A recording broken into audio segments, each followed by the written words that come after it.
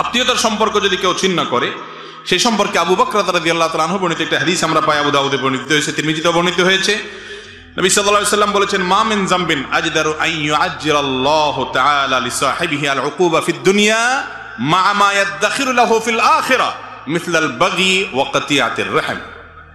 জুলুম একটা কথা বলেছি, এর পাশাপাশি আত্মীয়তার সম্পর্ক ছিন্ন করা এটা এমন একটা অপরাধ, এই অপরাধের শাস্তি দুনিয়াতে পাওয়ার হকদার অনেক বেশি। আল্লাহ দেরি করেন না, তাড়াতাড়ি দিয়ে দেন দুনিয়াতে, আখিরাতে একটা রিজার্ভ রেখে। এই হাদিসে স্পষ্ট বলেছেন নবী সাল্লাল্লাহু আলাইহি ওয়াসাল্লাম, আখিরাতের শাস্তি রিজার্ভ রেখে, ওটা তো আছেই, দুনিয়াতে আল্লাহ তাআলা খুব তাড়াতাড়ি করে শাস্তি দিয়ে দেন। এবং সবচেয়ে দ্রুত যেই অপরাধের শাস্তি পাওয়ার হকদার হয় বান্দা, সেটা হলো আত্মীয়তার সম্পর্ক ছিন্ন করা। আত্মীয়তার সম্পর্ক ছিন্ন, এটা নিয়ে বিস্তারিত কথা বলা দরকার, কিন্তু আমার হাতে সময় নাই।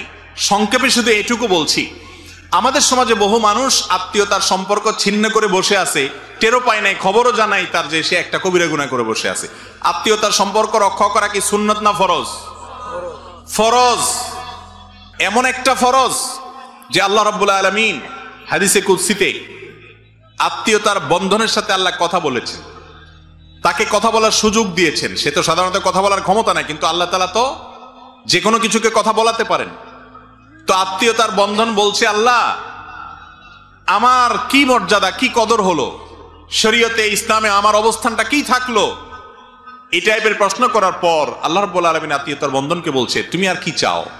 আমি ঘোষণা দিয়ে দিলাম, তোমাকে যে রক্ষা করবে আমি তাকে রক্ষা করব, তোমাকে যে ছিন্ন করবে আমি তাকে ছিন্ন ভিন্ন করে ফেলবো। আত্মীয়তার সম্পর্ক এমন এমন একটা কঠিন বিষয়, কিন্তু আমরা এটাকে এত কঠিন মনে করি না। বিশেষ করে সামাজিক যোগাযোগের মাধ্যমের উন্নতির এই যুগে আমরা এত বেশি সামাজিক হয়ে গেছি অনলাইনে, যে অফলাইনে বা বাস্তবিক জীবনে আমরা তত বেশি অসামাজিক হয়ে গেছি। এক একজন মানুষের আমাদের ফেসবুকে 5,000 করে বন্ধু।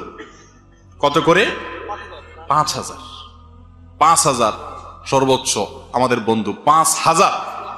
এই বন্ধুর হক আদায় করতে করতে আমাদের অবস্থা খারাপ। এক বন্ধুর পোস্টে লাইক পাই নাই, তো সে মাইন্ড করছে, কমেন্টে এসে লিখছে, দোস্ত আমার কোনো পোস্টে তোমার লাইক পাই না, আহা হা দোস্ত সরি এখনই যাচ্ছি তোমার প্রোফাইলে, যাই কয়টা লাইক মেরে চলে আসলেন। এই কাগজের দোস্ত, 2 নম্বর দোস্ত, ফাউল দোস্ত, বেহুদা দোস্ত, এর হক আদায় করতে করতে আপনার টাইম শেষ। রক্ত সম্পর্কীয় আত্মীয় 3টা তার স্তর আছে, বাপের দিককার, মায়ের দিককার, এই 2টা হলো মূল। আর বৈবাহিক বন্ধনের কারণে স্ত্রীর সাথে যে আত্মীয়তার বন্ধন হয়, সেটা এক ধরনের আত্মীয়তা, কিন্তু এটা রক্তের বন্ধন নয়। রক্তের বন্ধন মূলত 2টা, বাপের দিককার এবং মায়ের দিককার। এর মধ্যে গুরুত্ব কোনটার বেশি, মায়ের দিককারটা না বাপের দিককারটা? এই ক্ষেত্রে বাপের দিককারটার গুরুত্ব একটু বেশি।